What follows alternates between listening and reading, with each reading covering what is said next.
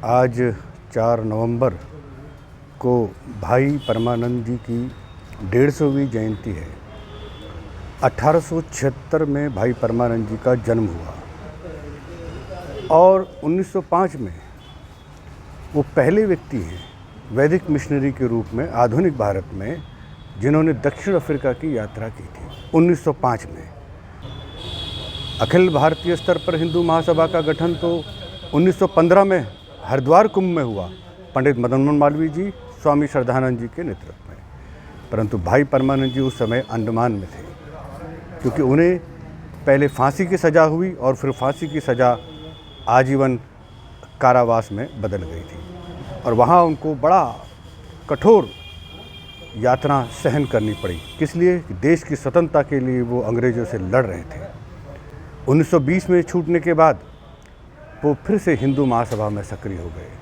1933 में उन्हें अजमेर के अंदर राष्ट्रीय अध्यक्ष बनाया गया। उससे पहले वो द्वितीय गोलमेज सम्मेलन में भाग लेने के लिए लंदन गए थे और वहाँ उन्होंने प्रखरता के साथ हिंदुओं के पक्ष की आवाज़ उठाई। डॉक्टर मुंजे भी गोलमेज सम्मेलन में भाग लेने वाले पहले हिंदू महासभाई हैं और दूसरे नंबर पे ये। 1933 में जब उन्हें अजमेर में राष्ट्रीय अध्यक्ष बनाया गया, उसके बाद हिंदू महासभा एक प्रखर राजनीतिक शक्ति के रूप में उभरने लगा और इसका परिणाम ये हुआ कि जब वीर सावरकर नज़रबंदी से मुक्त हुए तो उसके बाद सीधे कांग्रेस में न जाकर उन्होंने राष्ट्रवादी अखंड हिंदू राष्ट्र के लिए समर्पित हिंदू महासभा का नेतृत्व करना स्वीकार किया। 1937 में अहमदाबाद में उन्हें राष्ट्रीय अध्यक्ष बनाया गया।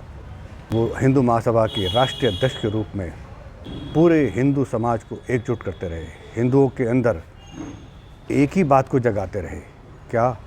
राजनीति का हिंदूकरण करना और हिंदुओं का सैनिकीकरण करना। अंत तक वो इसी विचारधारा के लिए समर्पित रहे। भाई परमानंद जी का योगदान शायद आज लोगों को नहीं मालूम, परंतु लाला हरदयाल को जगाने वाले व्यक्ति वो थे जिन्होंने गदर पार्टी बनाई। गदर पार्टी के फाउंडर मेंबर के रूप में भी उनका नाम आता है। वो गदर पार्टी वो है जिन्होंने अंग्रेज़ों को, सरकार को हिला कर रख दिया था और ऐसे ऐसे क्रांतिकारी उन्होंने दिए। अंग्रेज़ों ने उस आंदोलन को, गदर आंदोलन को कुचलने के लिए सैकड़ों लोगों को फांसी पर लटकाया, परंतु गदर आंदोलन रुका नहीं। गदर आंदोलन का स्वरूप बदल गया। वो हिंदू महासभा के रूप में पूरे देश में फैल गया। वीर सावरकर के नेतृत्व में तो हिंदू महासभा हिंदुओं का प्रतिनिधित्व करती थी, मुस्लिम लीग मुसलमानों का करती थी, कांग्रेस का कहीं नामो निशान नहीं था। परंतु अपने ही लोगों की गद्दारी के कारण हिंदू महासभा राजनीतिक शक्ति को धीरे धीरे खोती रही।